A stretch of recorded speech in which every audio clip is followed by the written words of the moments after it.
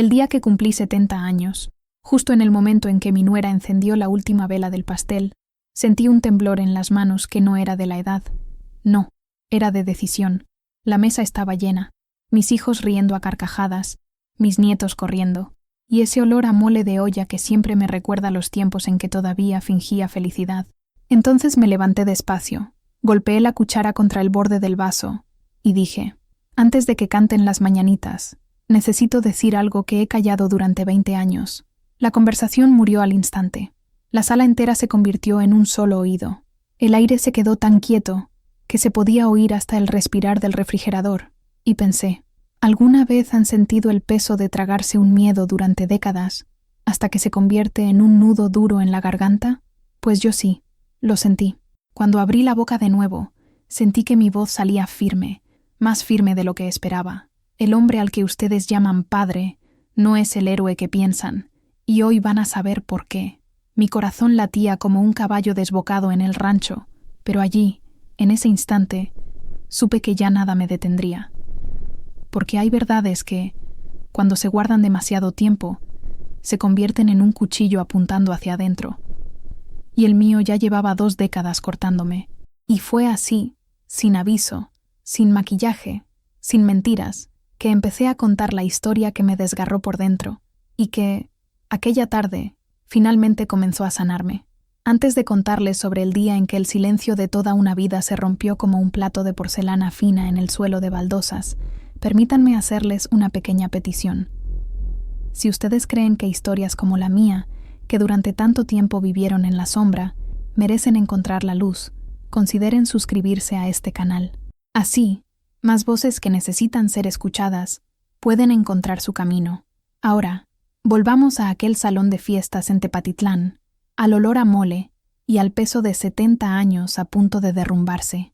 El pastel de 3 leches estaba en el centro de la mesa, un monumento blanco y dulce a mi longevidad.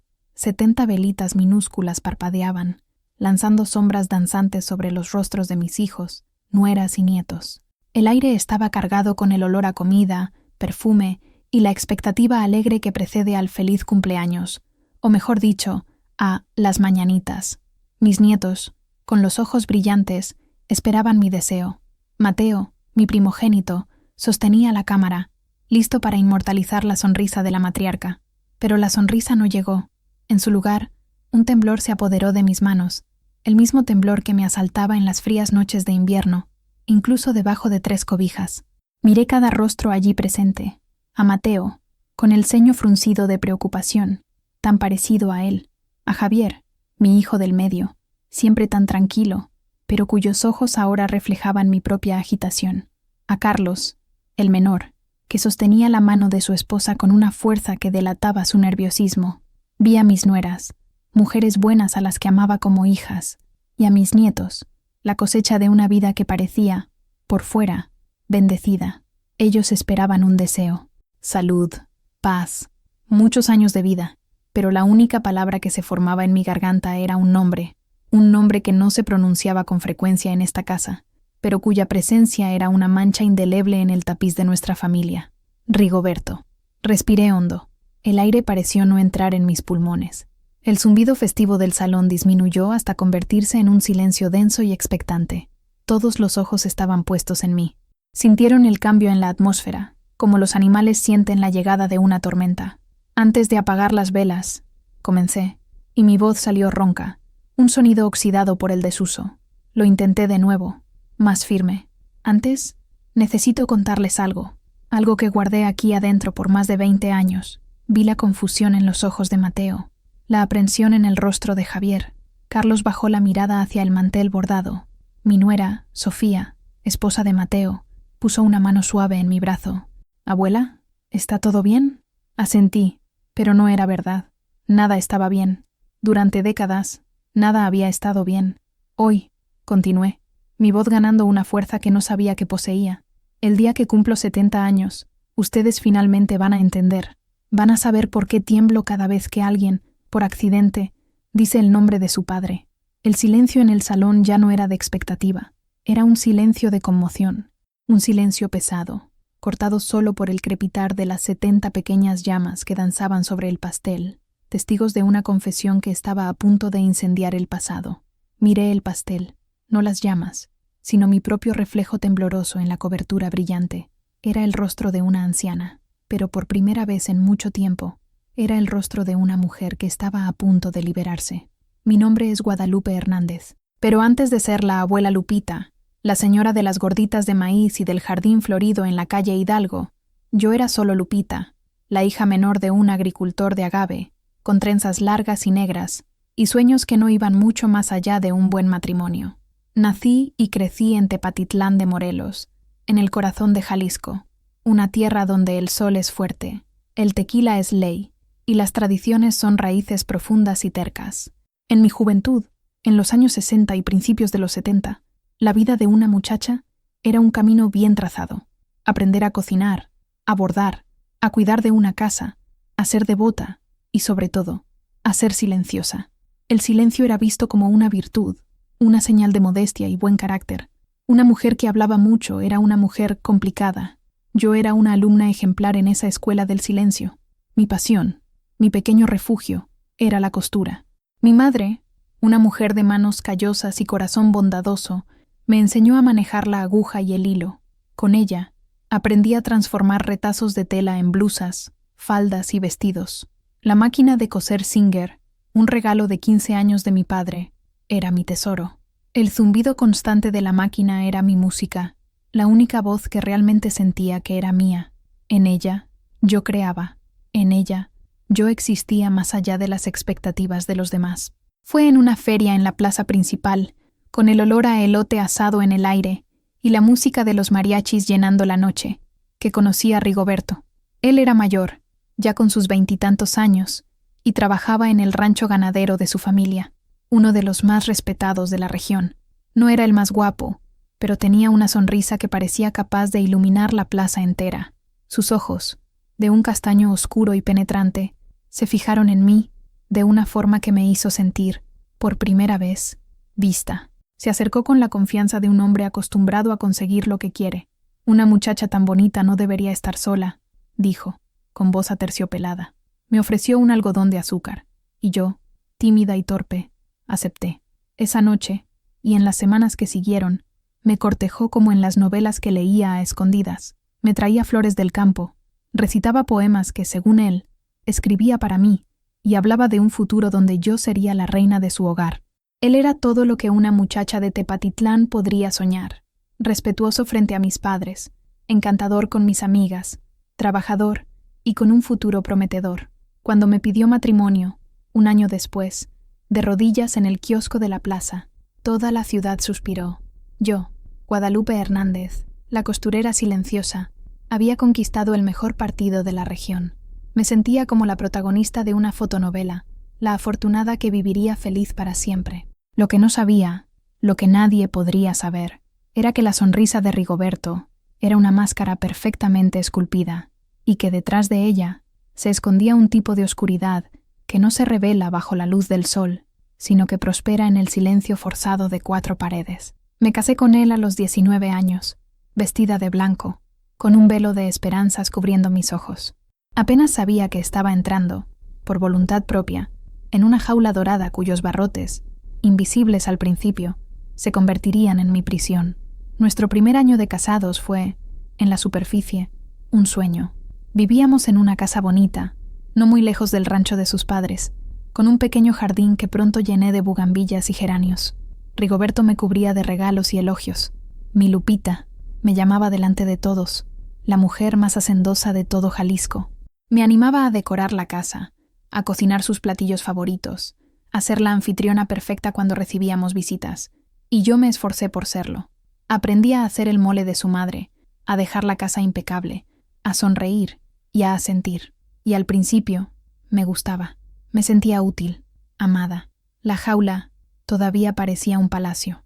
Los primeros barrotes comenzaron a materializarse de forma sutil, disfrazados de cuidado y protección. El primero fue en relación con mi máquina de coser. La había llevado a nuestra casa nueva, instalándola en un rincón soleado de la sala. En las primeras semanas, cosía para mí, para la casa. Un día, comenté que la señora Díaz, nuestra vecina, me había pedido que le hiciera unos arreglos a un vestido. Rigoberto sonrió, esa sonrisa amplia y encantadora, y me pasó la mano por el cabello. «Mi amor», dijo, con la voz más suave del mundo, «tú no necesitas trabajar. Yo soy tu esposo.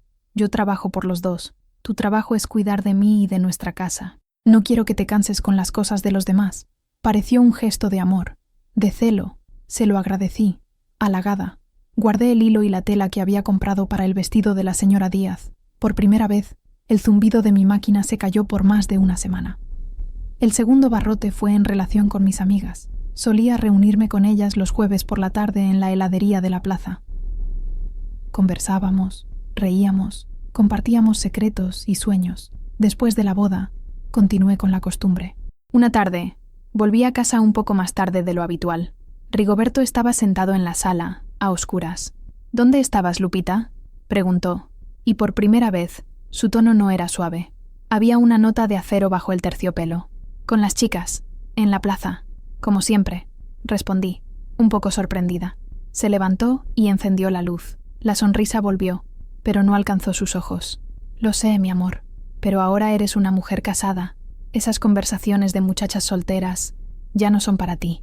«¿De qué tanto hablan? ¿De los maridos? ¿De la vida ajena? No se ve bien. La gente comenta». Me quedé sin palabras. Me abrazó y dijo que solo estaba cuidando nuestra reputación, nuestro matrimonio. «Nosotros somos uno solo ahora, Lupita. Nuestra vida está aquí, entre nosotros». Comencé a inventar excusas para no ir a las reuniones. Primero un dolor de cabeza, luego mucho trabajo en casa. En poco tiempo, las invitaciones dejaron de llegar. La jaula se estaba volviendo más pequeña y yo, sin darme cuenta, estaba ayudando a cerrar la puerta por dentro. La soledad comenzó a instalarse, una niebla fina y fría que el sol de Jalisco no podía disipar. La noticia de mi primer embarazo fue recibida con fiesta. Rigoberto estaba exultante. Se volvió aún más cuidadoso conmigo. «Ahora llevas a mi hijo, mi heredero. Necesitas cuidarte el doble». Y ese cuidado se tradujo en más control.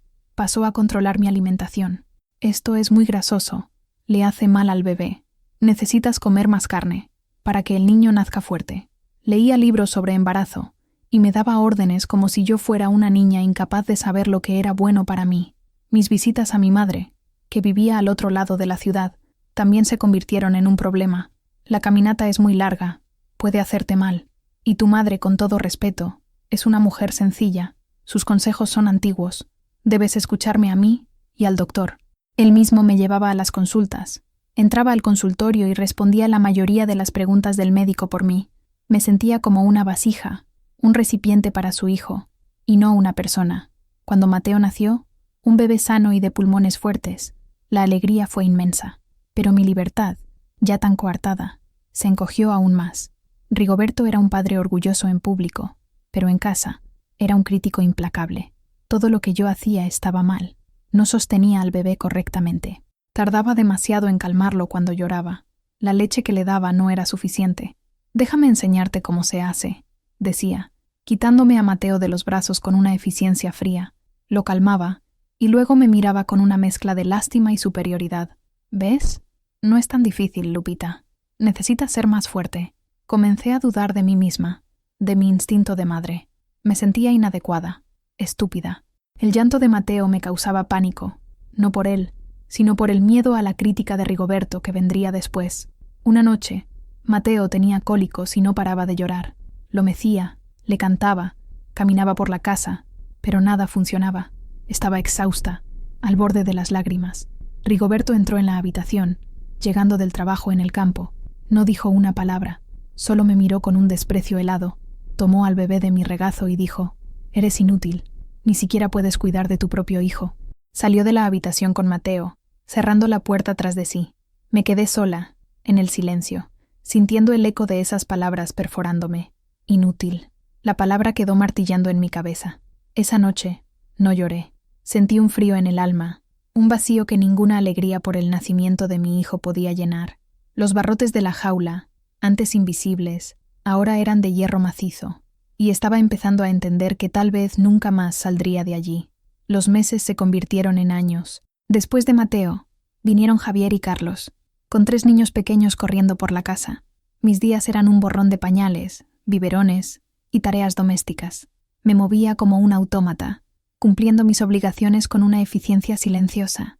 Mi máquina de coser acumulaba polvo en el rincón. Se había convertido en un recordatorio doloroso de una parte de mí que me habían obligado a abandonar. Rigoberto parecía satisfecho. Tenía la familia perfecta que exhibía con orgullo en la misa del domingo, la esposa dedicada y silenciosa, los 3 hijos sanos y bien vestidos. Nadie veía las pequeñas humillaciones diarias, los comentarios cortantes que me susurraba cuando nadie miraba. A esta comida le falta sal, como a todo lo que haces. Engordaste después de los niños. Necesitas cuidarte. No sé qué vi en ti. Eran pequeñas piedras, lanzadas día tras día, que fueron erosionando mi autoestima hasta no dejar casi nada. Me había olvidado de quién era. Yo era la esposa de Rigoberto, la madre de Mateo, Javier y Carlos. Guadalupe, la muchacha que soñaba con telas e hilos, había desaparecido. El cambio comenzó de forma pequeña, casi imperceptible. Carlos, mi hijo menor, rompió su pantalón favorito mientras jugaba en el patio. Vino a mí llorando, con la tela rasgada en las manos.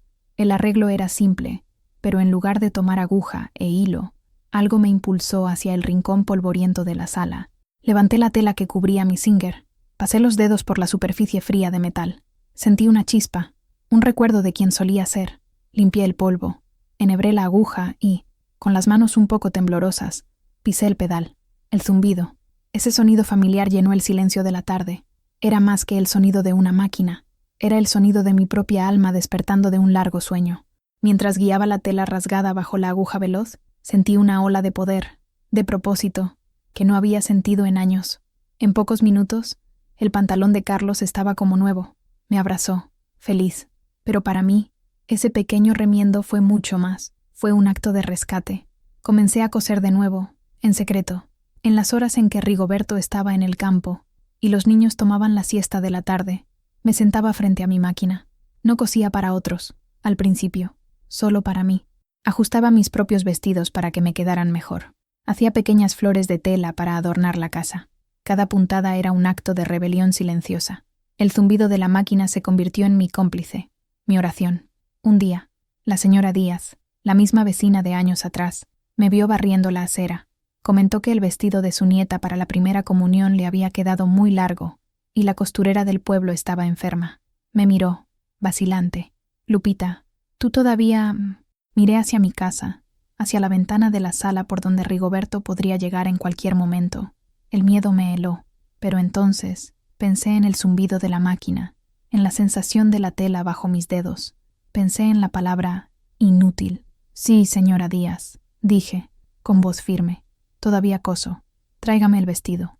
Esa tarde, mientras la aguja danzaba sobre el satén blanco, no estaba solo haciendo un dobladillo.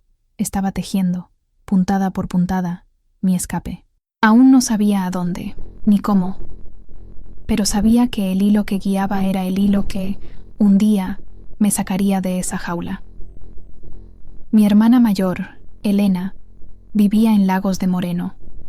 Era viuda y no tenía hijos, una mujer de espíritu independiente y lengua afilada, lo opuesto a mí. Nos veíamos pocas veces al año, en días festivos o eventos familiares. A Rigoberto no le agradaba. Tu hermana es una amargada, decía, una mujer que no supo retener a un marido. La verdad es que Elena lo intimidaba, pues era la única persona que no se dejaba engañar por su sonrisa fácil. En una de esas visitas, para el bautizo del hijo de un primo, Elena me llevó a un rincón de la cocina, mientras los hombres hablaban de ganado y política en la sala. Me observaba con sus ojos perspicaces, que no perdían detalle. Estás demasiado delgada, Lupita, dijo, sin rodeos, y tienes unas sombras en los ojos que no me gusta ver. Forcé una sonrisa. Son los niños, Elena.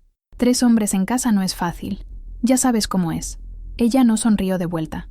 Yo sé cómo es llevar una casa, pero no sé cómo es perder el brillo en la mirada. Tú solías tener un brillo, hermanita. ¿A dónde se fue? Sentí que se me formaba un nudo en la garganta. Quería contarle. Quería desahogarme sobre el desprecio, el control, el vacío. Pero las palabras no salían. El miedo y la vergüenza eran una mordaza. Y en el fondo temía que, si lo decía en voz alta, el monstruo se volvería demasiado real para soportarlo. No digas tonterías, murmuré, volteándome para arreglar unos platos. Estoy feliz, Rigoberto es un buen esposo, un buen padre. Elena puso la mano en mi hombro, forzándome a mirarla. Un buen esposo no hace que su esposa ande de puntillas dentro de su propia casa. Veo cómo lo miras antes de hablar, como si estuvieras pidiendo permiso. Veo cómo te interrumpe a media frase. Eso no es amor, Lupita. Eso es otra cosa. Las lágrimas ardieron en mis ojos, pero las contuve con la misma fuerza con que contenía mis secretos. Estás imaginando cosas. Ella suspiró, un sonido de frustración y tristeza. Quizás, pero escúchame. Mi casa en Lagos de Moreno siempre tendrá una puerta abierta para ti y para los niños. A cualquier hora, por cualquier motivo. Recuérdalo. Esa noche, de camino a casa, Rigoberto estaba extrañamente silencioso. Cuando entramos, se volvió hacia mí, la sonrisa ausente de su rostro. ¿De qué tanto cuchicheaban tú y tu hermana en la cocina?, preguntó, la voz baja y peligrosa. De nada, cosas de mujeres, respondí, tratando de parecer casual. Se acercó, invadiendo mi espacio personal. ¿Cosas de mujeres? ¿O tu hermana te estaba llenando la cabeza de veneno contra mí? A ella nunca le caí bien, porque tiene envidia. Envidia de que tú tengas una familia, un esposo que te cuida. Quiere que termines como ella, sola e infeliz. Hablaba con tanta convicción que, por un momento, casi le creí. Era un maestro en torcer la realidad, en hacerme dudar de lo que veía y sentía. No es verdad, comencé a decir, pero me interrumpió. Claro que lo es. Aléjate de ella, Lupita. No es una buena influencia. Yo soy tu familia, yo y los niños, solo nosotros. Esa noche, consiguió lo que quería. Plantó en mí la desconfianza hacia la única persona que había visto a través de su fachada. Me alejé de Elena. Mis llamadas se volvieron más raras. Mis excusas para no visitarla, más frecuentes. Me aisló aún más, cortando el último puente que me unía a un puerto seguro. Pero las palabras de Elena, eso no es amor, Lupita, quedaron sembradas en el fondo de mi mente. Una semilla de duda que, aunque dormida, esperaba solo la lluvia adecuada para comenzar a germinar. Los niños crecían. Mateo, el mayor, era serio y observador. Idolatraba a su padre, pero yo veía en sus ojos, a veces, un destello de confusión cuando Rigoberto era rudo conmigo. Javier, el del medio, era el pacificador, siempre tratando de suavizar las tensiones con una broma o una sonrisa. Y Carlos, el menor, era apegado a mí, mi pequeño compañero silencioso. La casa era grande y cómoda. Nunca nos faltó nada material. Nuestros hijos estudiaban en la mejor escuela de la ciudad.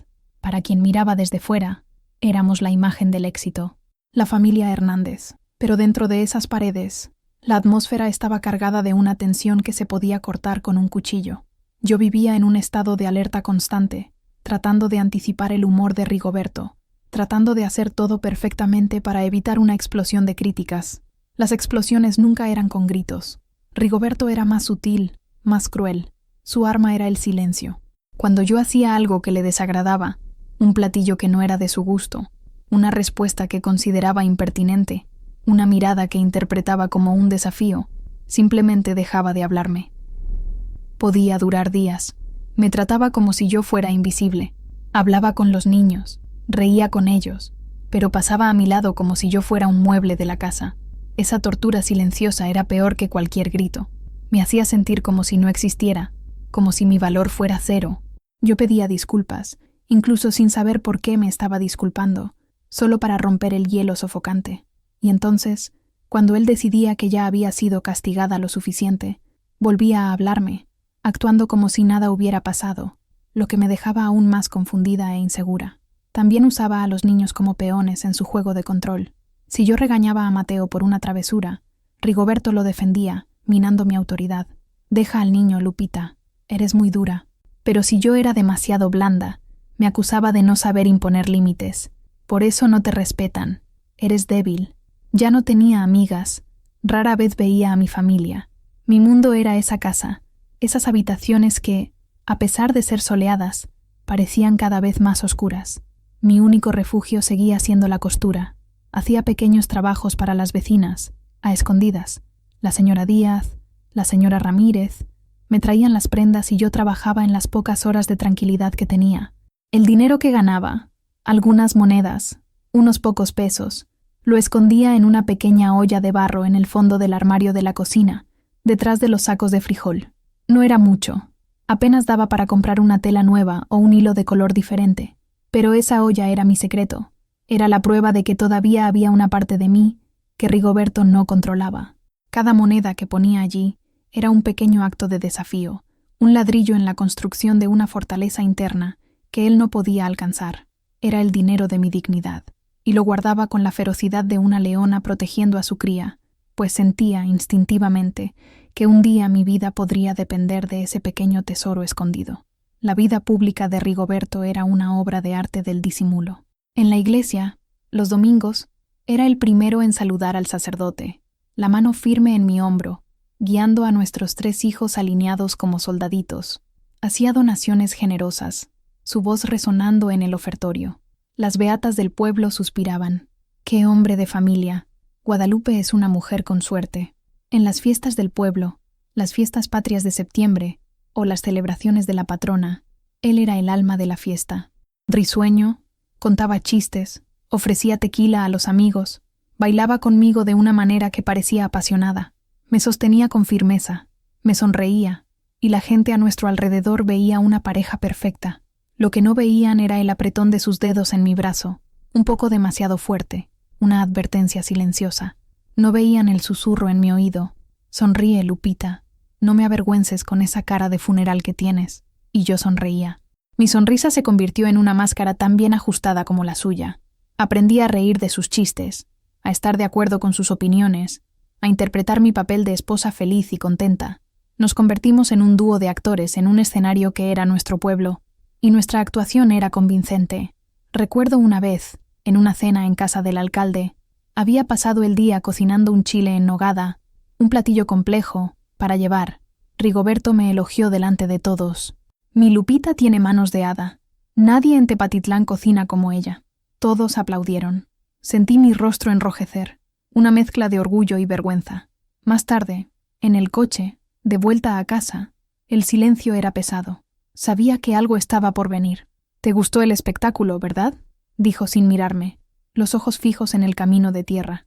«Te encanta ser el centro de atención». Me quedé confundida. «Pero tú me elogiaste». Él rió, un sonido seco, sin humor.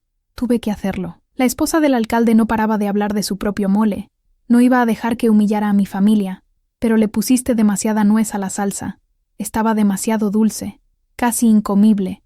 La próxima vez, presta más atención. Fue como recibir un puñetazo en el estómago. El elogio público no había sido para mí. Fue una jugada en su ajedrez social. Y la crítica, en privado, sirvió para ponerme de nuevo en mi lugar, para recordarme que, para él, nunca sería lo suficientemente buena. Esta duplicidad me enloquecía. Comencé a sentirme como 2 personas diferentes. Estaba la Lupita pública, la esposa sonriente de Rigoberto, y la Lupita privada, la mujer asustada y disminuida que contaba las monedas en la olla de barro. A veces, me miraba en el espejo y no reconocía el rostro que me devolvía la mirada. ¿Quién era yo de verdad? ¿La actriz competente o la prisionera silenciosa? La línea entre las dos se estaba volviendo cada vez más delgada, y temía el día en que desapareciera por completo, dejándome perdida en la oscuridad de la mentira que era nuestra vida. De todas las cadenas que Rigoberto usó para atarme, la financiera fue quizás la más fuerte y la más humillante. Al principio del matrimonio, me daba el dinero para los gastos de la casa, y yo lo administraba. Pero con el tiempo, eso cambió. Todo comenzó con pequeñas críticas. ¿Gastaste todo eso en tomates? En el mercado del otro lado de la plaza están más baratos. ¿Para qué comprar ese corte de carne? El más barato sirve. Empezó a exigir que anotara cada centavo gastado en un cuaderno. Cada noche revisaba las anotaciones, cuestionando cada compra. ¿Jabón en polvo de nuevo? El último no duró nada. ¿Por qué compraste galletas para los niños? Eso es un lujo innecesario. Me sentía como una criminal siendo interrogada. La ida al mercado, que antes era un placer, se convirtió en una fuente de ansiedad. Pesaba las verduras varias veces, calculaba los precios, siempre buscando lo más barato, no lo mejor, con miedo al interrogatorio nocturno. Después, dejó de darme el dinero. «Es más fácil si yo mismo hago las compras grandes», decretó. «Tú te quedas con un poco para el pan y la leche». Me dejaba una cantidad irrisoria de dinero en la mesa de la cocina, lo suficiente para las necesidades diarias, pero nada más. No tenía un peso en el bolsillo que fuera mío. Si necesitaba un par de calcetines nuevos, tenía que pedírselo. Si uno de los niños necesitaba un cuaderno para la escuela, Tenía que justificar la necesidad. Pedirle dinero era una tortura. Nunca decía que no de inmediato. Me hacía esperar. Suspiraba, se pasaba la mano por el cabello, miraba al techo como si le estuviera pidiendo un riñón. ¿Sabes lo difíciles que están las cosas, Lupita? El precio del ganado, la sequía. ¿Crees que el dinero crece en los árboles? Y entonces, me daba el dinero, pero no sin antes hacerme sentir culpable. Una carga, una derrochadora. Por eso, el dinero de la costura se volvió aún más vital. Era el único dinero sobre el que él no tenía control. Con él, compraba pequeños regalos de cumpleaños para los niños, para que no pareciera que solo el padre les daba cosas. Compraba una tela para hacerme un vestido nuevo, ya que pedírselo era impensable. Compraba semillas para mi jardín. Eran pequeñas cosas, pero eran mías. Eran la prueba de mi autonomía, por pequeña que fuera. La humillación alcanzó su punto culminante un día en que mi madre enfermó.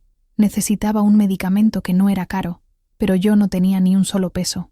Tuve que esperar a que Rigoberto llegara del campo. Con el corazón en un puño, le expliqué la situación. Me escuchó en silencio, el rostro impasible. ¿Y tu hermana, la rica de Lagos de Moreno, no puede ayudar?, preguntó, con veneno en la voz. Elena no sabe. No quise preocuparla. Por favor, Rigoberto, es para mi madre. Sacó la cartera del bolsillo, la abrió lentamente y sacó los billetes, uno por uno, poniéndolos sobre la mesa como si fueran pedazos de su propia piel. Aquí tienes. Pero que sea la última vez que tu familia piensa que soy un banco. Corrí a la farmacia, con las lágrimas de rabia y humillación quemándome el rostro. Yo no era su compañera, su esposa.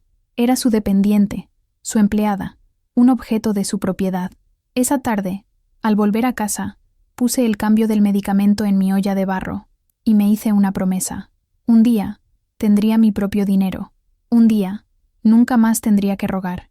La cadena financiera era fuerte, pero toda cadena tiene un eslabón débil. Y yo estaba decidida a encontrarlo. La olla de barro vivía en la oscuridad, en el fondo del armario más alto de la cocina. Era una olla simple, sin pintura, que un día guardó manteca de cerdo. Ahora, guardaba mi esperanza. Comencé a alimentarla con las pocas monedas que sobraban de la compra del pan, cuando el panadero me daba un descuento. Después, con el dinero de los pequeños arreglos de costura, dobladillos, remiendos, botones cosidos. Eran trabajos pequeños, que podía hacer rápidamente mientras la comida estaba en el fuego, o los niños jugaban afuera. Cada trabajo era un riesgo.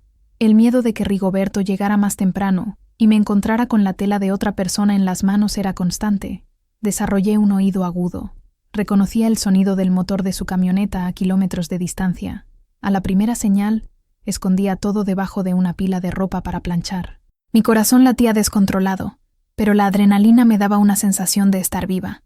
Con el tiempo, mi fama de buena costurera se extendió silenciosamente por el vecindario. Las mujeres me buscaban en secreto. Lupita, ¿puedes ajustar esta falda para mí? Mi esposo no puede saber que gasté dinero en esto. Lupita, ¿puedes hacer un vestido para mi hija?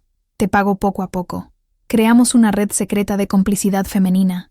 Ellas entendían, incluso sin que yo dijera una palabra, mi necesidad de sigilo. La olla de barro comenzó a pesar más.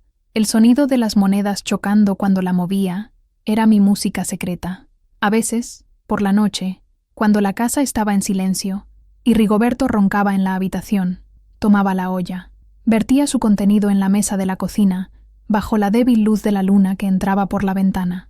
Contaba y recontaba esas monedas y billetes arrugados. No era una fortuna, ni mucho menos, pero era mío.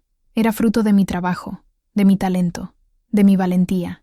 Ese dinero representaba más que poder de compra. Representaba la posibilidad de comprar un medicamento para mi madre sin tener que humillarme, la posibilidad de dar un regalo decente a mis hijos y, en el fondo de mi mente, una posibilidad mayor y más aterradora comenzaba a tomar forma, la posibilidad de irme. Esa idea era un pensamiento prohibido, un susurro peligroso que intentaba silenciar. ¿Irme? ¿A dónde? ¿Con 3 hijos? ¿Sin un centavo más allá de lo que había en esa olla? Era una locura, una fantasía. La sociedad, la iglesia, mi propia familia, a excepción de Elena, me condenarían. Sería una mujer divorciada, una paria, pero el pensamiento persistía. Con cada comentario despectivo de Rigoberto, cada tratamiento de silencio, cada mirada de desprecio, la semilla de la fuga era regada. La olla de barro no era solo un escondite para el dinero, era un nido donde empollaba el huevo de mi libertad. Un día, mientras contaba mis ahorros, mis manos tocaron un billete de 50 pesos, el más grande que había logrado guardar. Lo miré. Era solo un pedazo de papel, pero en ese momento me pareció la llave de una puerta. No sabía qué puerta, ni dónde estaba, pero por primera vez sentí que no estaba completamente encerrada. El zumbido de la máquina de coser me devolvió mi propósito, pero el peso de esa olla de barro... ese peso me dio esperanza. Mi madre enfermó gravemente cuando yo ya llevaba casi 15 años casada. No fue una enfermedad súbita, sino un decaimiento lento, que le robaba las fuerzas y la claridad de la mente. Intentaba visitarla siempre que podía, inventando excusas a Rigoberto. Decía que iba a la iglesia fuera de hora, que necesitaba un ingrediente especial en el mercado del otro lado de la ciudad. Él siempre me miraba con desconfianza, pero me dejaba ir. Una tarde de otoño, encontré a mi madre sentada en su mecedora, mirando a la nada. La casa estaba silenciosa, excepto por el tic-tac de un reloj antiguo. Me senté en un banquito a sus pies, como hacía cuando era niña. Ella giró el rostro hacia mí, y en sus ojos, normalmente nublados por la enfermedad, vi un momento de lucidez. «Guadalupe, hija mía», dijo, la voz frágil como una hoja seca. Tomó mi mano, y sus dedos, finos y huesudos, recorrieron las mías. «Tus manos siempre están frías». Era verdad. Mis manos vivían frías, un reflejo del hielo que sentía por dentro. «Estoy bien, mamá. Es solo el tiempo que está enfriando». Ella negó con la cabeza lentamente. «No es el tiempo, es la vida. Lo veo, hija. Una madre lo ve todo. Veo la tristeza en tus ojos, la misma que veía en los ojos de mi abuela». Mi corazón se detuvo. La historia de mi bisabuela era una leyenda sombría en nuestra familia. Decían que había estado casada con un hombre cruel, que la mantenía encerrada en casa. Murió joven, de melancolía, decían. «¿Tu esposo te trata bien?», preguntó mi madre, y la pregunta directa me tomó por sorpresa. Abrí la boca para dar la respuesta de siempre, la mentira ensayada. «Sí, mamá, Rigoberto es un buen hombre», pero mirando esos ojos que me dieron la vida, la mentira murió en mi garganta. Me quedé en silencio, y mi silencio fue la respuesta más elocuente. Lágrimas brotaron de sus ojos y corrieron por sus mejillas arrugadas. «Lo sabía. Te fallé, hija mía. Te enseñé a ser obediente, a ser silenciosa. Te enseñé a aguantar. Creí que te estaba preparando para ser una buena esposa, pero te estaba preparando para ser una prisionera». «No, mamá, no es tu culpa». «Shh», me interrumpió, apretando mi mano. «Escúchame. El matrimonio es sagrado. Es para toda la vida». «Es lo que siempre me dijeron. Es lo que te dije. Pero ninguna promesa hecha a Dios puede justificar una vida sin alegría, sin dignidad. Ningún hombre tiene el derecho de apagar la luz de una mujer». Respiró hondo, buscando fuerzas. «Soy una vieja, y mis ideas son antiguas. No tengo el valor de decirte que te vayas, que rompas tu juramento. Pero te diré algo que mi madre me dijo una vez. Dios nos dio una sola vida, Guadalupe. Solo una. No la desperdicies viviendo la vida que otros eligieron para ti». Me dio su bendición, y en sus palabras escuché tanto el peso de la tradición como un permiso velado. Era una bendición y una sentencia. La bendición para buscar mi propia felicidad y la sentencia de que la decisión, la carga y el valor tendrían que ser enteramente míos. Salí de su casa ese día con el corazón apesadumbrado, pero también con una nueva claridad. Mi madre, al final de su vida, me había dado el regalo más precioso, la validación de mis sentimientos. Había visto mi dolor. Yo no estaba loca. Mi infelicidad era real, y la elección entre la seguridad de la prisión y el peligro de la libertad era, y siempre sería, mía. La noche que lo cambió todo no comenzó diferente a las demás. Era un viernes por la noche. En 1991, los niños ya eran adolescentes. Mateo, con 16 años, Javier con 14 y Carlos con 12. Estaban en su habitación, escuchando la radio. Yo estaba en la sala, sentada frente a mi máquina, terminando un vestido de bautizo para la nieta de la señora Ramírez. El trabajo para las vecinas se había convertido en mi principal fuente de ingresos secretos y de cordura. La olla de barro pesaba más que nunca. Con el dinero, había comprado una pequeña televisión para el cuarto de los niños, algo que Rigoberto consideraba un desperdicio. Este acto de independencia, por pequeño que fuera, lo irritaba profundamente. Sentía que estaba perdiendo el control. Esa noche, Llegó más tarde de lo normal. El olor a tequila lo precedió. Se detuvo en la puerta de la sala, observándome. Sus ojos estaban turbios. La máscara del buen esposo había caído, revelando el rostro del resentimiento. El zumbido de la máquina de coser era el único sonido en la habitación. Para mí, era un sonido reconfortante. Para él, esa noche, fue el sonido de mi desobediencia. «Cosiendo de nuevo, Lupita», dijo, arrastrando las palabras. «¿Para quién es eso? ¿Para cuál de tus amiguitas chismosas?» «Es para la nieta de la señora Ramírez, para el bautizo», respondí, sin apartar los ojos de mi trabajo, tratando de mantener la voz tranquila. «Ah, claro, la buenita, Santa Lupita, que ayuda a todo el mundo, mientras su propia casa se cae a pedazos. La casa está en orden, Rigoberto». «No, no lo está», explotó, la voz repentinamente alta, haciéndome estremecer. «Una casa donde la mujer prefiere coser para extraños que prestarle atención a su marido no está en orden. Una casa donde la mujer tiene secretitos, dinerito escondido, no está en orden». Se me heló la sangre. «No sé de qué estás hablando», rió, un sonido feo. «¿No sabes? ¿Crees que soy estúpido? ¿Crees que no veo? ¿Crees que no sé que te crees mejor que yo, con esa maquinita tuya?» Caminó en mi dirección. Yo seguí cosiendo, el corazón martillando contra mis costillas. El zumbido de la máquina era mi única defensa, un escudo frágil contra su furia. Se detuvo a mi lado. Por un momento pensé que iba a tocarme, pero no me tocó. Hizo algo peor. Con un movimiento rápido y brutal, pateó la base de hierro de mi máquina de coser. El sonido fue terrible, un ruido de metal chocando, de algo precioso rompiéndose. La máquina se volcó de la mesa y cayó al suelo con un estruendo que resonó por toda la casa. La aguja se partió. El carrete de hilo blanco rodó bajo el sofá, como una lágrima perdida. Los niños aparecieron en la puerta de la habitación, con los rostros pálidos de susto. Rigoberto miró la máquina caída, luego a mí. Había un triunfo enfermizo en su mirada. «Ahí está», dijo, la voz baja y jadeante. «Ahora tendrás más tiempo para ser una esposa de verdad. Tú solo vives en esta casa, solo comes en esta mesa, porque yo te dejo». En ese momento, algo dentro de mí se rompió, igual que mi máquina. Pero no fue mi fuerza, ni mi esperanza. Fue el miedo. El miedo que me paralizó durante casi 20 años se deshizo y, en su lugar, surgió una rabia fría, límpida y poderosa. No lloré, no grité. Me levanté lentamente, miré a mis hijos en la puerta, luego a Rigoberto, y por primera vez en mi vida, él no vio miedo en mis ojos. Vio algo que no reconoció, algo que lo asustó. «Nunca más», dije, y mi voz era un susurro helado, más afilado que cualquier aguja. «Nunca más volverás a tocar lo que es mío». Le di la espalda y caminé hacia mis hijos. Los abracé, protegiéndolos con mi cuerpo. Esa noche, mientras él roncaba borracho en el sofá, tomé mi decisión. La fuga ya no era una fantasía, se había convertido en una necesidad. Iba a salir de esa casa.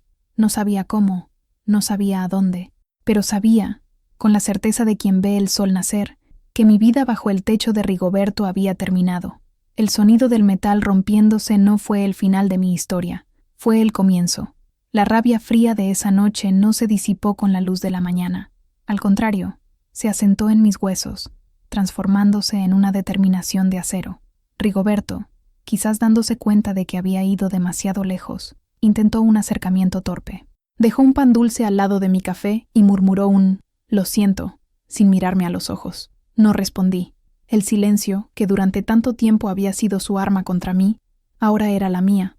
Pasé los meses siguientes planeando mi fuga con la precisión de una costurera trazando un patrón. Cada paso, cada detalle, era calculado. Mi primera tarea fue arreglar mi máquina. La llevé a un viejo artesano en el centro, pagando con el dinero de mi olla de barro. Verla funcionar de nuevo fue como sentir mi propio corazón volver a latir. La costura se convirtió en la pieza central de mi plan. Necesitaba más dinero, mucho más del que había juntado. Comencé a aceptar todos los trabajos que aparecían, trabajando hasta altas horas de la noche, cuando la casa dormía. Hacía vestidos de fiesta, uniformes escolares, cortinas. Mi casa se transformó en una pequeña fábrica clandestina. Estaba siempre cansada, pero era un cansancio bueno, un cansancio con propósito. El dinero ya no lo guardaba en la olla de barro. Era demasiado arriesgado. Creé un nuevo escondite. Cosía bolsillos secretos en el forro de mis faldas más viejas, esas que rara vez usaba, y quedaban en el fondo del ropero. Cada billete era cuidadosamente doblado y guardado en esas pequeñas cajas fuertes de tela. Caminaba por la casa con mi fortuna cosida al cuerpo, una armadura invisible de independencia.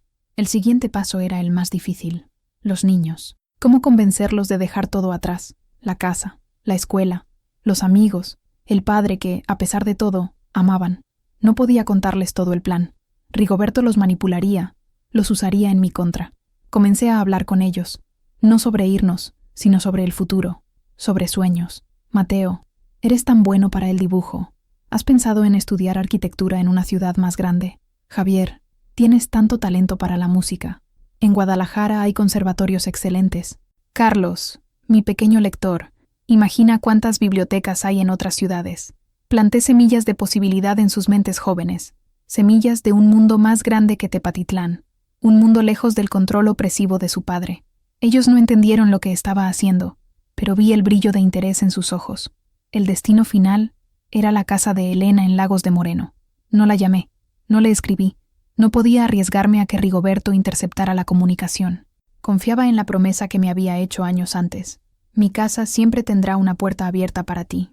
Era un salto de fe, la apuesta más alta de mi vida.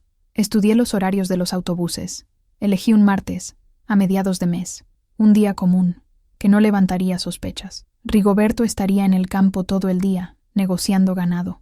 Los niños tendrían clases, pero los sacaría más temprano, diciendo que teníamos una cita médica urgente en otra ciudad. Arreglé nuestras cosas en secreto, poco a poco. Una maleta pequeña para cada uno, con lo esencial: ropa, documentos, algunas fotografías. Cada objeto que elegía era una despedida. El libro favorito de Carlos, la primera guitarra de Javier, el cuaderno de dibujos de Mateo. Guardé en mi bolso la única joya que me importaba, el anillo de bodas de mi madre, que me había dado antes de morir. Mi propio anillo, el que Rigoberto me dio, lo dejaría atrás, en la mesita de noche. La víspera de la fuga, por la noche, me senté frente a mi máquina de coser, ahora reparada y fuerte. Miré la sala, los muebles, las paredes que habían sido testigos de cómo mi juventud se convertía en polvo. No sentí tristeza, sentí una calma extraña, la calma que precede a la acción decisiva. No estaba destruyendo una familia, estaba salvando lo que quedaba de ella, mis hijos y yo. El patrón estaba listo, el hilo estaba en la aguja. Mañana haría el corte final. La semana anterior a la fecha planeada para la partida fue la más larga de mi vida. Vivía en un estado de tensión insoportable, cada palabra, cada gesto, meticulosamente calculado para parecer normal. Le sonreía a Rigoberto, preparaba sus platillos favoritos, actuaba como la esposa sumisa que él esperaba que fuera, pero por dentro era un manojo de nervios. El susto llegó el sábado. Había terminado un trabajo grande, una serie de manteles bordados para un pequeño restaurante que iba a inaugurar. La dueña me pagó una buena suma, la mayor que había recibido de una sola vez. Eran billetes nuevos, que hacían bulto. Los doblé con cuidado y los cosí en el forro de mi falda de domingo, la que usaría para ir a misa al día siguiente. Era el escondite más seguro. Esa noche, Rigoberto estaba de buen humor. Había cerrado un buen negocio. Bebió un poco de tequila, pero estaba alegre, no agresivo. Se sentó en la sala mientras yo terminaba de planchar unas camisas. ¿Sabes, Lupita?, dijo, mirándome. A veces soy duro contigo, lo sé, pero es porque me preocupo. Este mundo es peligroso para una mujer sola. Yo solo asentí, continuando mi trabajo, el corazón latiendo con fuerza. Estaba tratando de manipularme de nuevo. El ciclo del abuso era siempre el mismo. Tensión, explosión, y luego la falsa luna de miel. Pero he estado pensando, continuó, levantándose y viniendo en mi dirección. Tú trabajas tanto, mereces un capricho. Vi una tela bonita en la tienda del centro, una floreada. Pensé en comprarla para que te hagas un vestido nuevo. Me quedé paralizada. Era un gesto completamente atípico. Nunca se interesó por mi ropa, excepto para criticarla. Se detuvo frente a mí, y para mi horror, su mano se dirigió hacia la falda que llevaba puesta, una falda vieja de trabajo. Pero luego vaciló y tocó la pila de ropa planchada. Tomó mi falda de domingo, que estaba encima. La falda con el dinero. Esta, por ejemplo, dijo, pasando los dedos por la tela. Ya está tan gastada, la usas todos los domingos, es hora de jubilarla. Sentí que la sangre se me iba del rostro. Sostenía la falda, sintiendo el peso de la tela, el forro, con los billetes cosidos, la hacía un poco más rígida, más pesada de lo normal. Vi sus dedos apretar la tela exactamente donde estaba el bolsillo secreto. Vi su ceño fruncirse, una leve expresión de curiosidad. El mundo pareció detenerse. Si lo descubría, todo estaría perdido. No solo se quedaría con el dinero, sino que sabía que el castigo sería terrible. La jaula se cerraría para siempre. Tenía que actuar. Forcé una risa, un sonido que salió más alto y más agudo de lo que pretendía. ¿Esa falda? Ah, Rigoberto, tú no entiendes de costura. Reforcé el dobladillo y el forro con entretela. Es un truco para que tenga una mejor caída. Las costureras lo hacen. Inventé la mentira en el momento, rezando para que sonara convincente. Me miró, con los ojos entrecerrados, evaluando. Siguió palpando la tela por un momento que pareció una eternidad. Entretela, ¿eh? Repitió, escéptico. Sí, hace que la falda se vea más armada, más elegante, añadí, tratando de mantener la voz firme, la sonrisa pegada en el rostro. Finalmente, soltó la falda sobre la pila, pareciendo satisfecho con la explicación, o quizás solo aburrido con el tema. Si tú lo dices, pero igual te compraré esa tela nueva. Se dio la vuelta y volvió a su sillón. Yo seguí planchando, las manos temblando tanto que apenas podía sostener la plancha. Esa noche no dormí. Me quedé sentada en la oscuridad de la cocina, el corazón todavía desbocado. Fue una advertencia.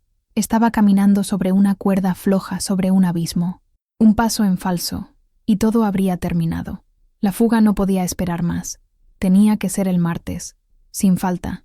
Los 2 últimos días en la casa de la calle Hidalgo fueron surreales. Me movía por las habitaciones como un fantasma, viendo todo con una claridad dolorosa, la claridad de las últimas veces. Cada objeto, cada rincón, estaba impregnado de recuerdos, buenos y malos. Pasé por la cocina, donde enseñé a mis hijos a hacer tortillas, sus manitas pequeñas y enharinadas intentando imitar las mías. Recordé el olor del café de olla en las mañanas frías y el sonido del interrogatorio de Rigoberto sobre los gastos del día. Pasé por la sala, donde mi máquina de coser ahora se erguía, orgullosa, donde Mateo dio sus primeros pasos y donde Rigoberto pateó mi alma al suelo. Pasé por nuestra habitación. Miré la cama que habíamos compartido durante casi 20 años. Un lugar de soledad, de noches de insomnio, de una distancia insalvable entre 2 cuerpos. Dejé mi anillo de bodas en su mesita de noche, un anillo de oro que se había convertido en un grillete. Dejarlo allí fue mi primer acto de divorcio, un divorcio del alma. El lunes, la víspera de la partida, pasé la tarde en mi jardín. Era mi único santuario. Allí, entre las bugambillas moradas y los geranios rojos, yo no era la esposa de Rigoberto. Era Lupita, la que hablaba con las plantas. Toqué los pétalos aterciopelados de las rosas. Olí la hierbabuena. Arranqué las malas hierbas con una furia silenciosa. Era como si estuviera arrancando los últimos vestigios de amargura de mi corazón. Me despedí de cada planta, de cada maceta. Les agradecí por haberme dado belleza y color en los días más grises. Por la noche, preparé la cena favorita de Rigoberto, birria de res. Comió con gusto, ajeno a todo. Los niños estaban callados. Quizás sentían la electricidad en el aire, la calma antes de la tormenta. Después de la cena, mientras hacían sus tareas, fui a la habitación de cada uno. Me senté en la cama de Mateo, miré sus dibujos de edificios y puentes esparcidos por el escritorio. Tienes tanto talento, mi hijo. Nunca dejes que nadie te diga que tus sueños son demasiado grandes. Fui a la habitación de Javier, su guitarra apoyada contra la pared. La música que tienes ahí dentro, le dije, tocando su pecho, es tuya. Nadie puede quitártela. Y por último, fui a la habitación de Carlos, que leía un libro, como siempre. Abracé a mi hijo menor, sintiendo su olor a niño. Sigue leyendo, mi amor. Los libros te llevarán a lugares donde nadie podrá aprisionarte. Me miraron con una mezcla de amor y confusión. No entendieron el tono de despedida en mi voz, y era mejor así. Esa noche, acostada en la cama, escuchando la respiración pesada de Rigoberto a mi lado, no recé. Hablé con Dios como se habla con un viejo amigo. No sé si lo que estoy haciendo está bien o mal a tus ojos, susurré en la oscuridad, pero lo que sé es que el silencio me está matando, y tú me diste la vida para ser vivida, no para ser soportada. Perdóname si me equivoco, pero necesito intentar respirar de nuevo.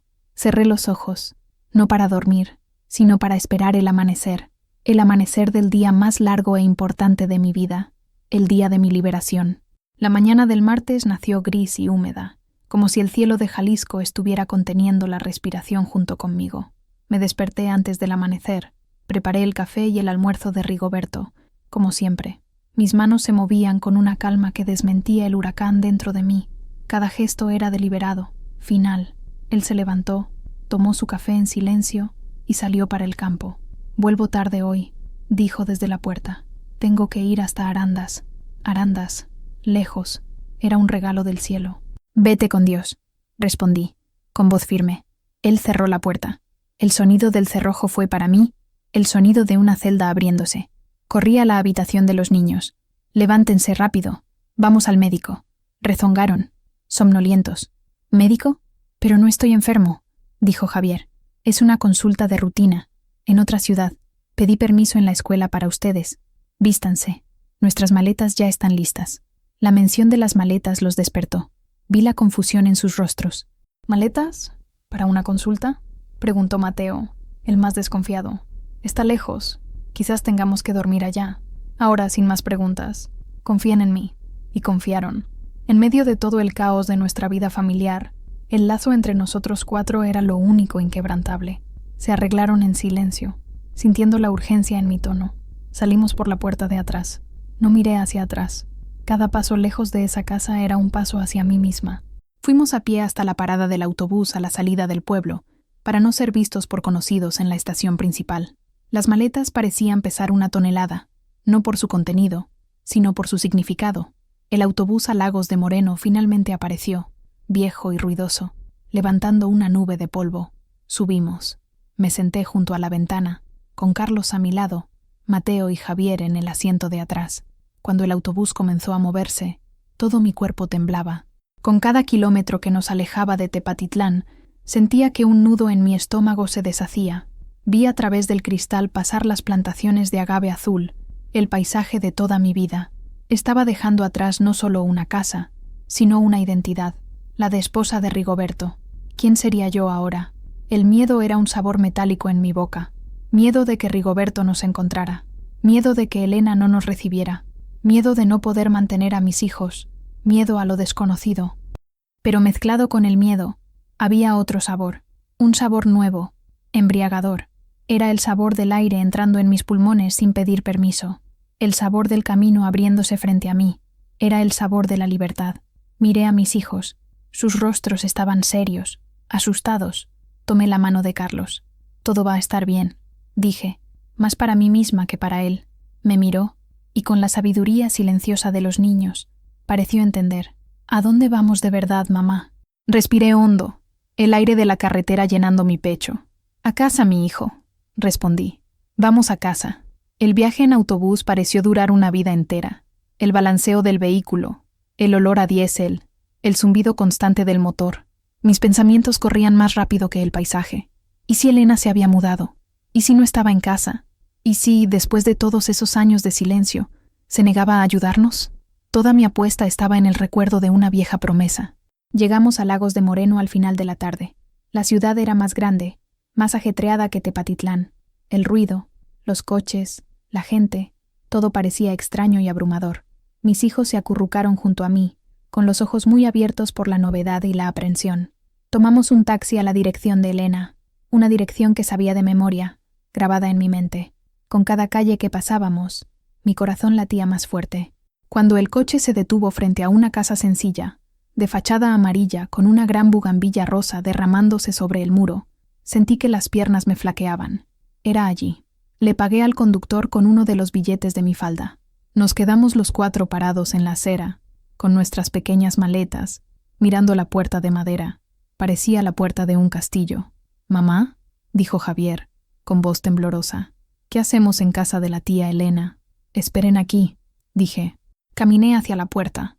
Respiré hondo y toqué. 1, 2, 3 veces. El sonido resonó en el silencio de la calle. Esperé. Nada. Toqué de nuevo con más fuerza, la desesperación empezando a apoderarse de mí, y entonces oí el sonido de un cerrojo. La puerta se abrió, y allí estaba ella, Elena, más vieja, con el cabello salpicado de blanco, las mismas arrugas de preocupación en la frente, los mismos ojos perspicaces. Me miró, luego a los niños detrás de mí, a las maletas en el suelo. Su rostro pasó de la sorpresa a la comprensión en un instante. No hizo preguntas. No dijo, «Te lo advertí». No me juzgó. Simplemente abrió la puerta por completo y dijo 4 palabras que me salvaron la vida. «Entren. Han llegado a casa». En ese momento, la fuerza que me había sostenido durante todo el viaje me abandonó. Las lágrimas que contuve durante años, décadas, finalmente llegaron. Un diluvio de alivio, de dolor, de gratitud. Lloré allí, en el umbral de su puerta, y ella me abrazó, un abrazo fuerte, sólido, un abrazo que decía, «Estoy aquí, ya no estás sola». Los niños entraron, asustados por mi llanto. Elena los acogió, uno por uno.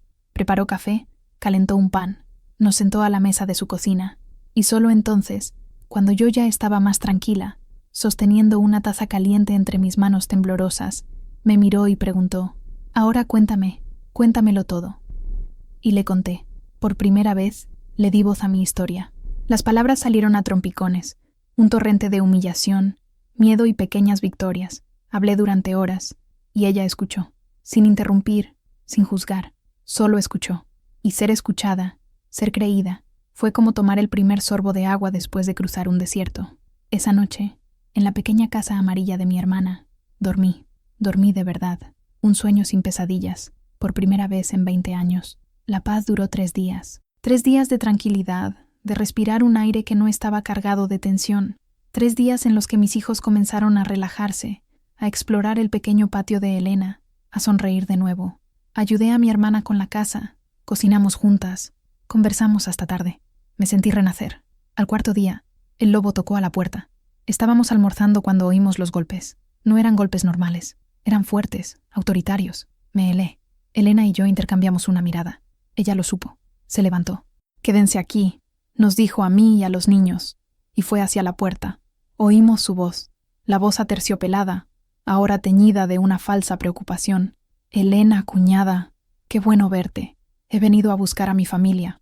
Tu familia está bien, Rigoberto. No van a ir a ninguna parte», respondió Elena, con voz firme como una roca. «No seas tonta, mujer. Lupita no está bien. Está confundida, enferma. Le has llenado la cabeza de tonterías. Déjame hablar con mi esposa». Me levanté, temblando. Mis hijos me miraban, pero aterrorizados. «Quédense con su tía», susurré, y fui hacia la puerta, parándome detrás de Elena. Allí estaba él. No parecía enojado. Parecía triste. Tenía los hombros caídos, los ojos suplicantes. Era su mejor actuación.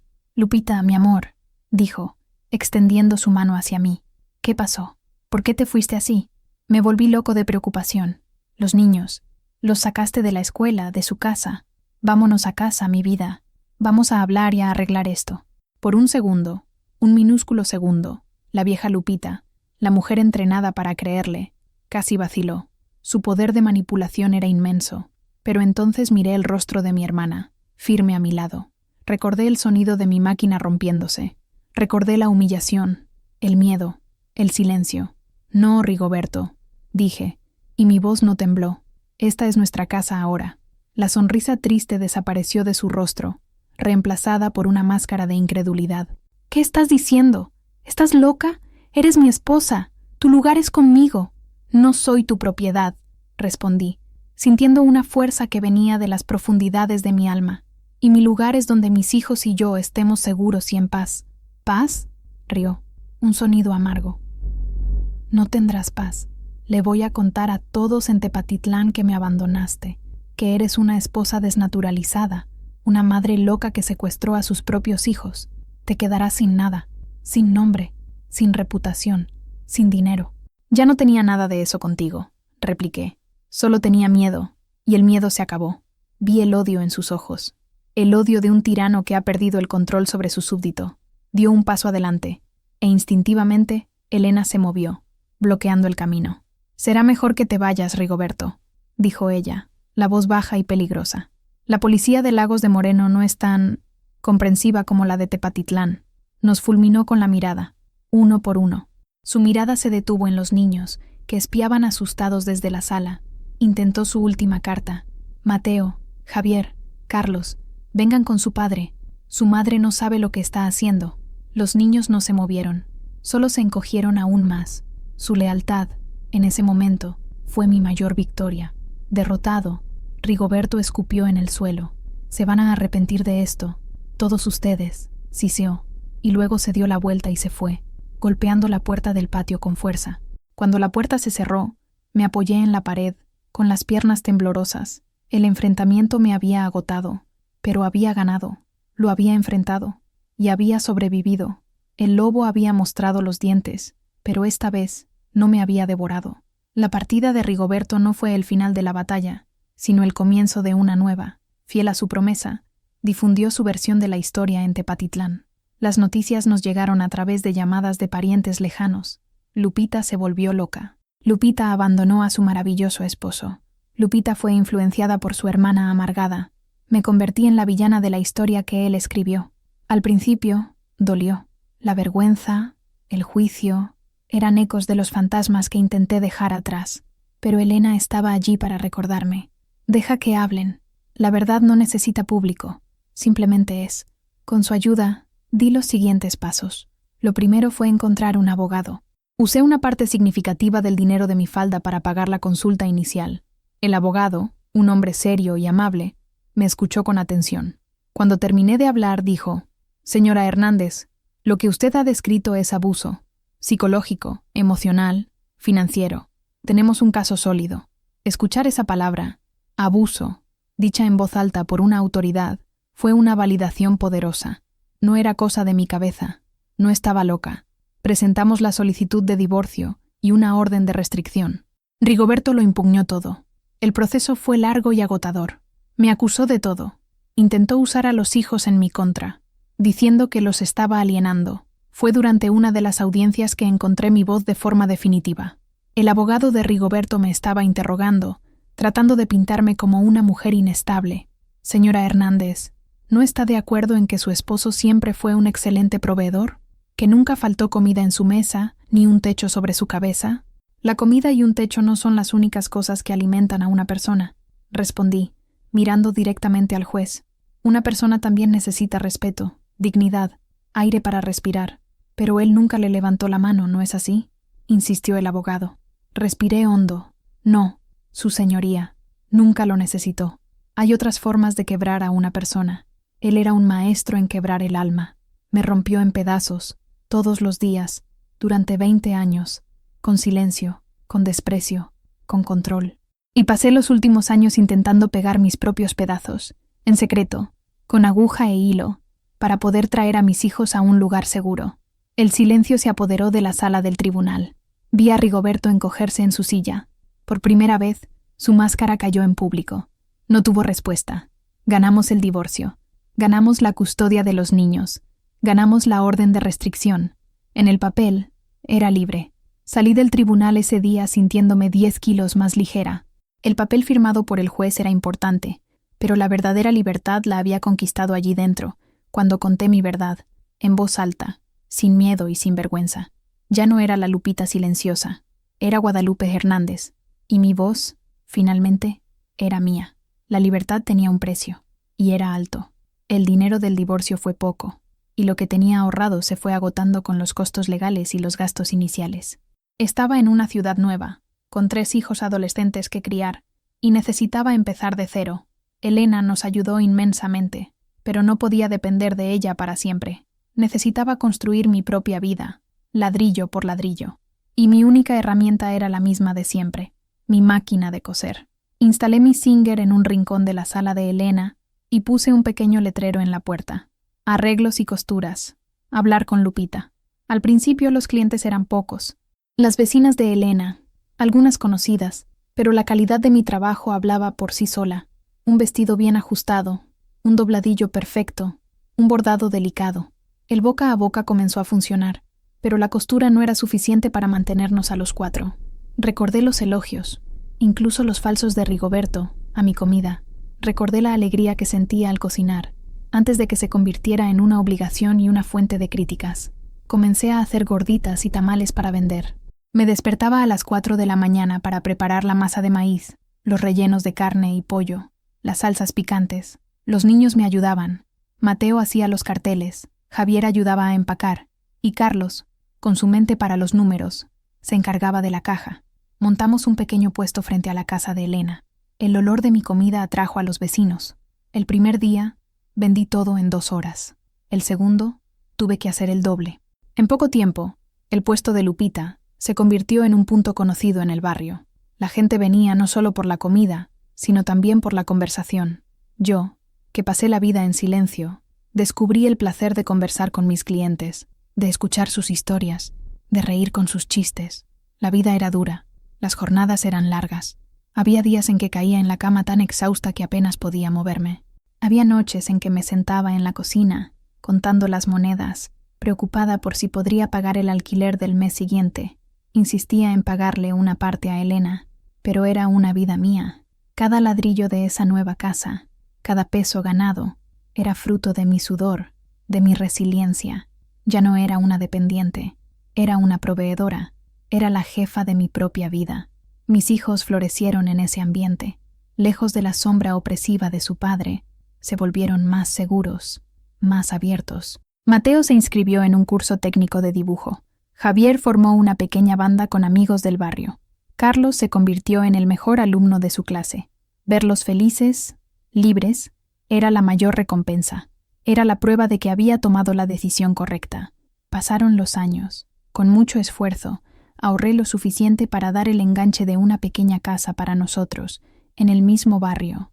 El día que recibimos las llaves, los 4 nos abrazamos en la puerta principal y lloramos.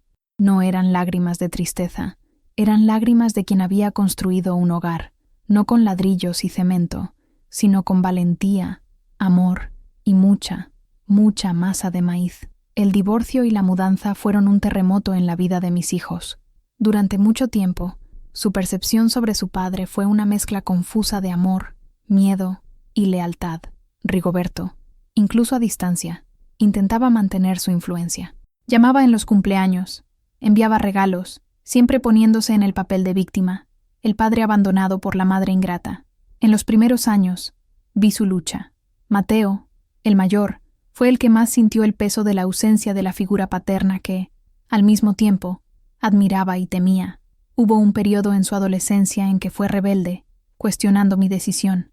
Quizás si hubieras intentado más, mamá, quizás las cosas podrían haber sido diferentes. Esas palabras me hirieron, pero lo entendí. Estaba tratando de armar las piezas de un rompecabezas del que solo conocía la mitad. Javier, el pacificador, intentaba no tomar partido. Mantenía un contacto cordial con su padre, pero era visiblemente incómodo. Era el que más recordaba la tensión en casa, los silencios pesados, y valoraba la paz que habíamos encontrado. Carlos, el menor, fue quien cortó los lazos más temprano. Siendo el más apegado a mí, había sido testigo más de cerca de mi dolor silencioso. Recordaba pequeños gestos de crueldad de su padre, que sus hermanos quizás no habían notado.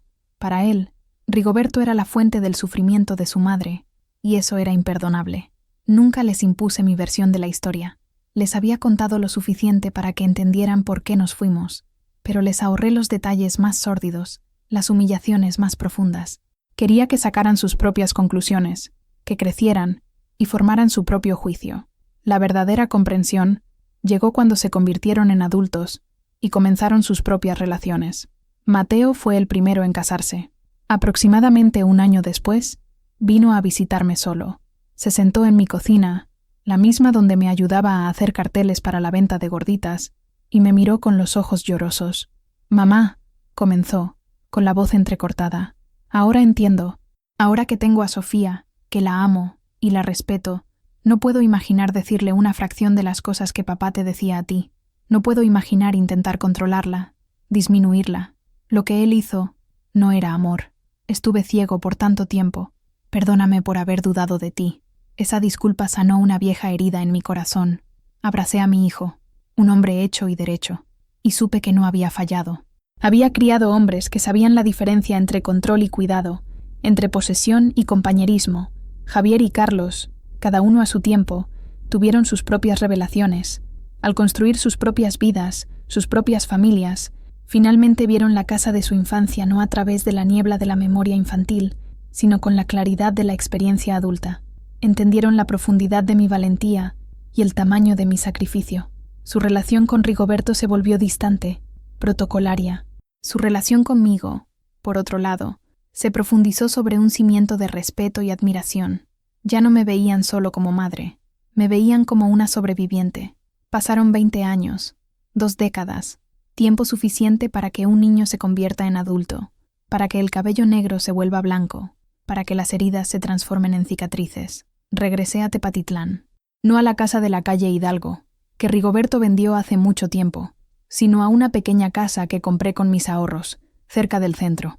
Me jubilé de la venta de comida, pero nunca de mi máquina de coser. Seguía siendo mi fiel compañera. Mis hijos se establecieron. Mateo se convirtió en un arquitecto respetado en Guadalajara, Javier, en un profesor de música, y Carlos, en un contador. Todos casados con mujeres maravillosas, mis nueras, que me dieron el regalo más precioso, nietos. Me convertí en la abuela Lupita, la matriarca, la mujer fuerte que todos admiraban, la que contaba historias, hacía los mejores dulces, y siempre tenía un consejo sabio. Era una identidad que vestía con orgullo. Rigoberto se casó de nuevo, con una mujer más joven. Mantuvo su fachada de hombre respetable en el pueblo.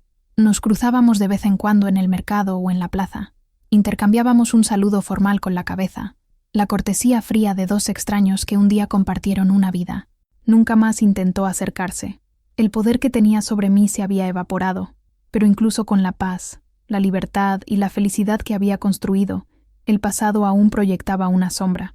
Mis hijos y mis nueras sabían lo básico.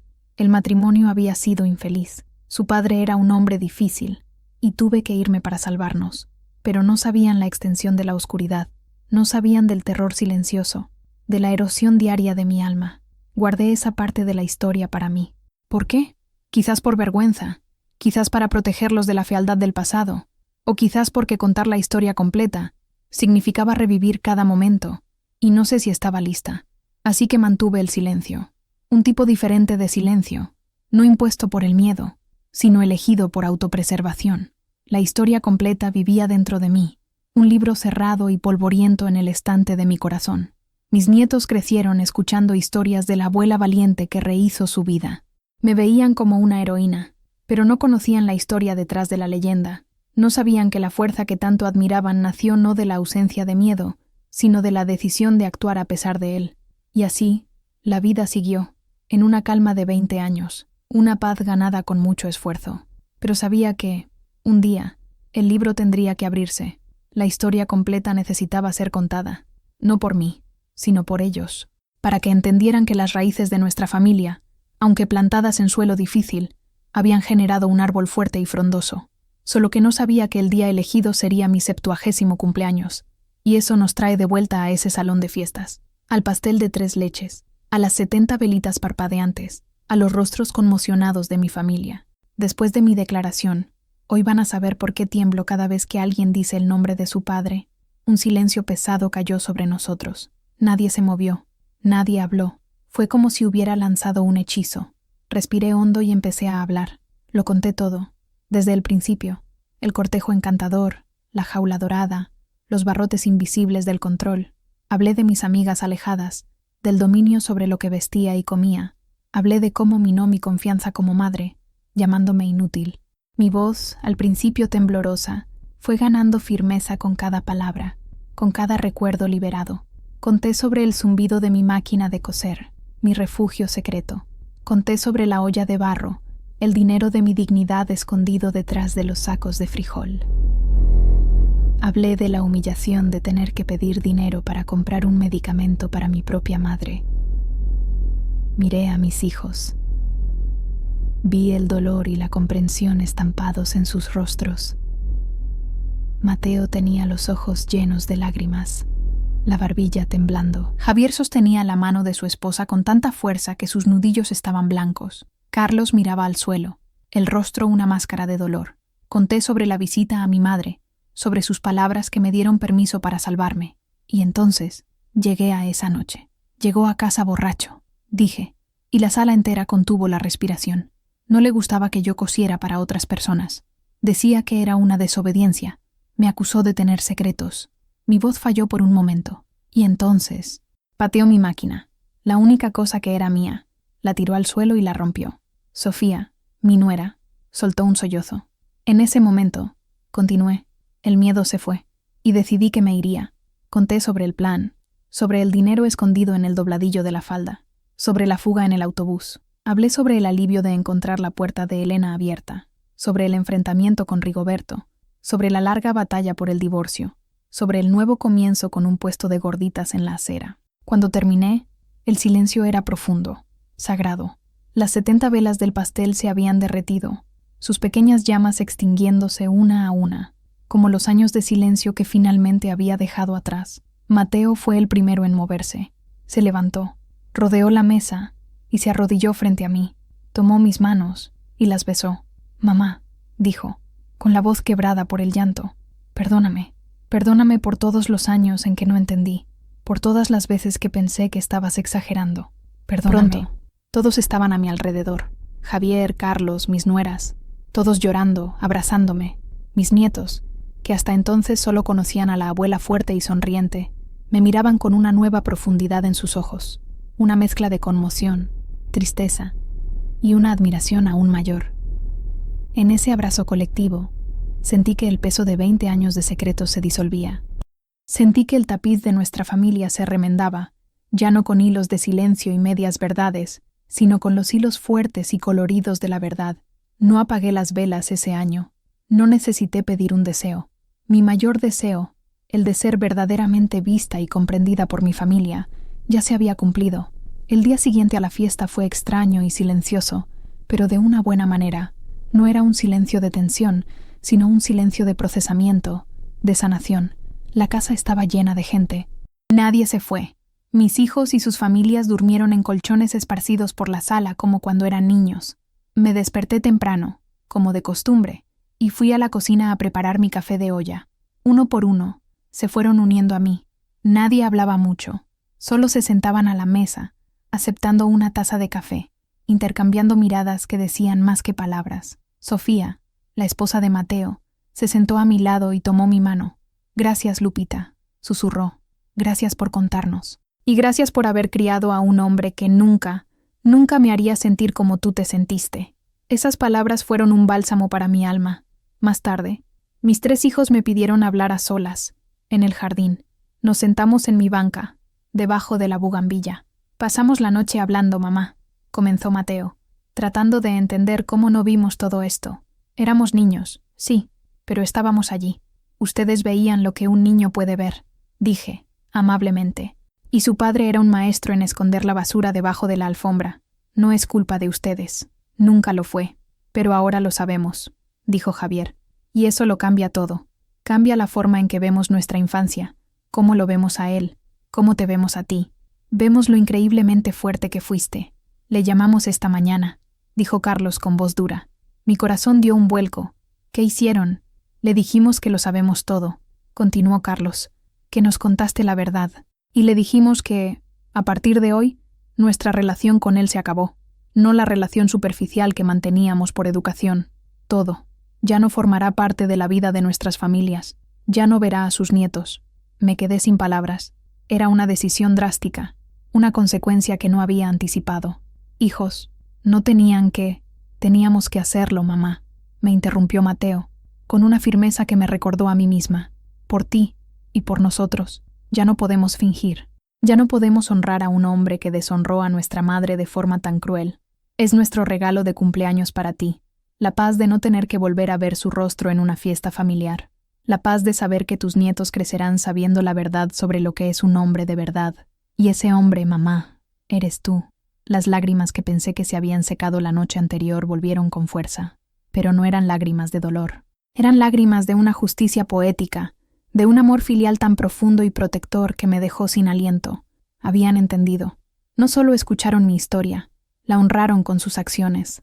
El resto de ese día lo pasamos en conversaciones tranquilas, en abrazos largos, en recuerdos que se recontaban bajo una nueva luz. Mis nietos me hicieron preguntas, queriendo saber más sobre mi vida, sobre mi costura, sobre mi valentía. Me convertí, a sus ojos, en una figura legendaria, una heroína de carne y hueso. Por la noche, cuando la casa finalmente se vació y me senté sola en mi porche, mirando las estrellas, sentí una ligereza que nunca había experimentado. La historia ya no era solo mía, la había compartido. y al compartirla, la carga se convirtió en un legado, el dolor se transformó en lección, el silencio, finalmente, había dado paso a la paz. Hoy, una semana después de mi cumpleaños, la vida ha encontrado un nuevo ritmo, un ritmo más tranquilo, más honesto. El sol de la mañana entra por la ventana de mi cocina, iluminando las motas de polvo que danzan en el aire. El olor a canela y café de mi café de olla llena la casa. Es un olor a nuevo comienzo. Tomo mi taza favorita, la de barro que compré en el mercado, y voy a mi jardín. Las bugambillas están más moradas que nunca. Me siento en mi banca y observo a un colibrí suspendido sobre los geranios.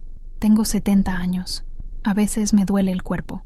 Mis manos están arrugadas y manchadas por la edad, pero mi alma nunca se ha sentido tan joven. Siento como si acabara de nacer.